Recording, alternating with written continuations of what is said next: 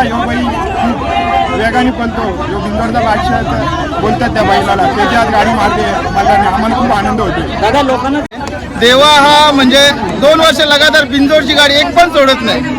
माझी भुंगाची पुढे होती, अचानक भुंगाची गाडी कम झाली ना, देवाची गाडी पुढे वाढली. गरीबालाही खूप आनंद झालाय. मला यो बैल आपला उंबरवेडा गावातलाच आहे, त्याने आज खूप वेगाने गाडी आणली, आम्हाला खूप आनंद आहे. दादा कसा वाटतो मुंगा म्हणजे एक मैत्रीपूर्ण शर्यत आणि वेगवान बैल, आणि त्या बैलासोबत आपली शर्यत होती मल्हार, आणि ह्या गावातच होते आपल्या गावातलाच मल्हार यांनी आज अंगावरती शर्यती गुलाल घेतला. कसं वाटतं तो आनंद कसा दादा वाटतो? खूपच आनंद आहे. आनंद ह्यो आमचा गगनात मावत नाही. यो मल्हार यो बैल गरीबाचा आहे. मुंगा यो बैल खूप वेगाने पळतो. जो बिंदोडचा बादशाह बोलतात त्या बैलाला, त्याची आज गाडी मारते मला, आम्हाला खूप आनंद होतो. दादा लोकांना जाणून घ्यायचं आहे उंबरवेडे गावातील मल्हार हा कुठून खरेदी केला होता?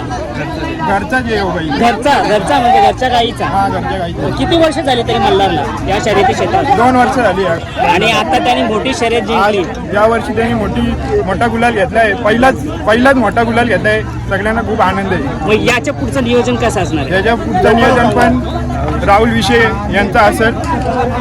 ह्यो नियोजन पण त्यांनीच करावं.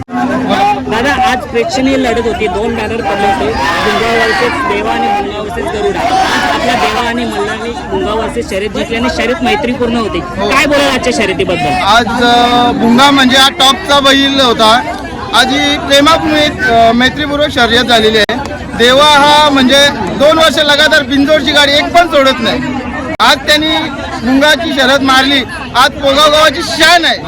व्हाईट गोल्ड देवा असे म्हणतात त्याला. आज पण तो आज नाशिकवरनं म्हणजे 3 वर्ष आम्ही घेतल्या त्याला, पण एक पण शर्यत नाही हारलेला तो. म्हणजे लगातार तो शर्यती जिंकूनच आलाय. हा, एकदम 4 खांदी बैल चालतो तो. अच्छा, मग आजच्या शर्यतीबद्दल तुमची नियोजन कसं काय ठरलं भुंगा सोबत? ते रुपेश आहेत म्हणून, ड्रायव्हर रुपेश म्हणून त्यांनी नियोजन केलेलं हा का आपण ही शर्यत म्हणून आधार म्हणून केलो. आजची शर्यत बघितली का दादा तुम्ही? सुट्टीपासून सुतापर्यंत कशी होता देवा आणि मल्हार कसं धावला? 1 नंबर चालली, कारण का गाडी माझी भुंगाची पुढे होती, अचानक भुंगाची गाडी कम झाली ना, देवाची गाडी पुढे वाढली. ओव्हरटेक केला. हा, ओव्हरटेक केला. आपल्या देवा फक्त 4 खांदे पडणार आहे, त्याला कोणत्याही खांदे टाका. कुठल्याही साईडनं नियोजन करणारे देवा आणि मल्हार बैलाचे दोन्ही मला तिथे नियोजन करणारे. दादा तुमचं नाव काय? राहुल विषय सागाव.